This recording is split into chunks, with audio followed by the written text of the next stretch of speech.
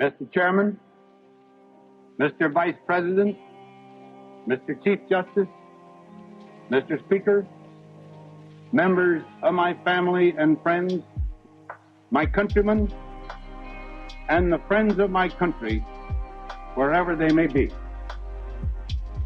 We meet again as upon a like moment 4 years ago, and again you have witnessed my solemn oath of service to you. I too am a witness today, testifying in your name to the principles and purposes to which we as a people are pledged. Before all else, we seek upon our common labor as a nation the blessing of Almighty God. And the hopes in our hearts fashion the deepest prayers of our whole people. May we pursue the right without self-righteousness. May we know unity without conformity. May we grow in strength without pride in self. May we, in our dealings with all peoples of the earth, ever speak truth and serve justice. And so shall America, in the sight of all men of goodwill, prove true to the honorable purposes that bind and rule us as a people in all this time of trial through which we pass. We live in a land of plenty, but rarely has this earth known such peril as today. In our nation, work and wealth abound. Our population grows. Commerce crowds our rivers and rails, our skies, harbors and highways. Our soil is fertile, our agriculture productive.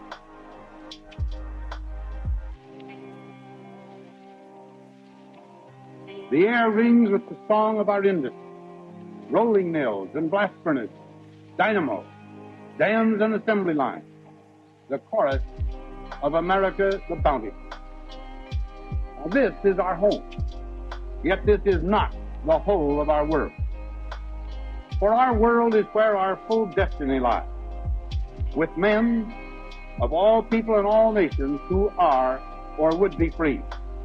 And for them, and so for us, this is no time of ease or of rest. In too much of the earth there is want, discord, danger. New forces and new nations stir and strive across the earth with power to bring by their faith great good or great evil to the free world's future. From the deserts of North Africa to the islands of the South Pacific, 1/3 of all mankind has entered upon an historic struggle for a new freedom. Freedom from grinding poverty. Across all continents, nearly 1 billion people seek, sometimes almost in desperation, for the skills and knowledge and assistance by which they may satisfy from their own resources the material wants common to all mankind. No nation, however old or great, escapes this tempest of change and turmoil. Some, impoverished by the recent world war, seek to restore their means of livelihood. In the heart of Europe, Germany still stands tragically divided. So is the whole continent divided, and so too all the world. The divisive force is international communism and the power that it controls. The designs of that power, dark in purpose, are clear in practice. It strives to seal forever the fate of those it has enslaved. It strives to break the ties that unite the free. And it strives to capture, to exploit for its own greater power, all forces of change in the world, especially the needs of the hungry and the hopes of the oppressed. Yet the world of international communism has itself been shaken by a fierce and mighty force, the readiness of men who love freedom to pledge their lives to that love. Through the night of their bondage, the unconquerable will of heroes has struck with the swift, sharp thrust of light. Budapest is no longer merely the name of a city. Henceforth, it is a new and shining symbol of man's yearning to be free.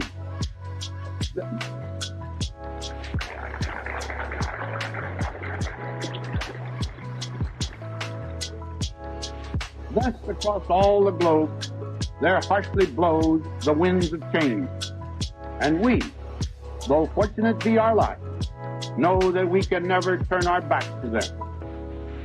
We look upon this shaken earth and we declare our firm and fixed purpose, the building of a peace with justice in a world where moral law prevails. The building of such a peace is a bold and solemn purpose. To proclaim it is easy. To serve it will be hard. And to attain it, we must be aware of its full meaning and ready to pay its full price. We know clearly what we seek and why. We seek peace, knowing that peace is the climate of freedom. And now, as in no other age, we seek it because we have been warned by the power of modern weapons that peace may be the only climate possible for human life itself. Yet this peace we seek cannot be born of fear alone. It must be rooted in the lives of nations. There must be justice, sensed and shared by all people. For without justice, the world can know only a tense and unstable truth. There must be law, steadily invoked and respected by all nations. For without law, the world promises only such meager justice as the pity of the strong upon the weak. But the law of which we speak, comprehending the values of freedom, affirms the equality of all nations, great and small. Splendid as can be the blessings of such a peace, high will be its cost. In toil patiently sustained, in health honorably given, in sacrifice calmly borne. We are called to meet the price of this peace. To counter the threat of those who seek to rule by force, we must pay the cost of our own needed military strength and help to build the security of others. We must use our skills and knowledge, and at times our substance, to help others rise from misery, however far from the scene of suffering may be from our shore. For wherever in the world a people knows desperate want, there must appear at least the spark of hope, the hope of progress, or there will surely rise at last the flames of conflict. We recognize and accept our own deep involvement in the destiny of men everywhere. We are accordingly pledged to honor and to strive to fortify the authority of the United Nations. For in that body rests the best hope of our age for the assertion of that law by which all nations may live in dignity. And beyond this general resolve, we are called to act a responsible role in the world's great concerns or conflicts, whether they touch upon the affairs of a vast region, the fate of an island in the Pacific, or the use of a canal in the Middle East. Only in respecting the hopes and cultures of others will we practice the equality of all nations. Only as we show willingness and wisdom in giving counsel, in receiving counsel, and in sharing burdens will we wisely perform the work of peace. For one truth must rule all we think and all that we do. No people can live to itself alone. The unity of all who dwell in freedom is their only sure defense. The economic need of all nations in mutual dependence makes isolation an impossibility.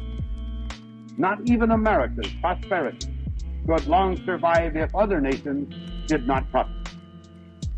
No nation can longer be a fortress, lone and strong and safe. And any people seeking such shelter for themselves can now build only their own prison. Our pledge to these principles is constant because we believe in their rightness. We do not fear this world of change. America is no stranger to much of its spirit. Everywhere we see the seeds of the same growth that America itself has known. The American experiment has, for generations, fired the passion and the courage of millions elsewhere seeking freedom, equality, opportunity. And the American story of material progress has helped excite the longing of all needy peoples for some satisfaction of their human wants. These hopes that we have helped to inspire, we can help to fulfill. In this confidence, we speak plainly to all people. We cherish our friendships with all nations that are or would be free. We respect no less their independence. And when in time of want or peril they ask our help, they may honorably receive it. For we no more seek to buy their sovereignty than we would sell our own. Sovereignty is never bartered among free men.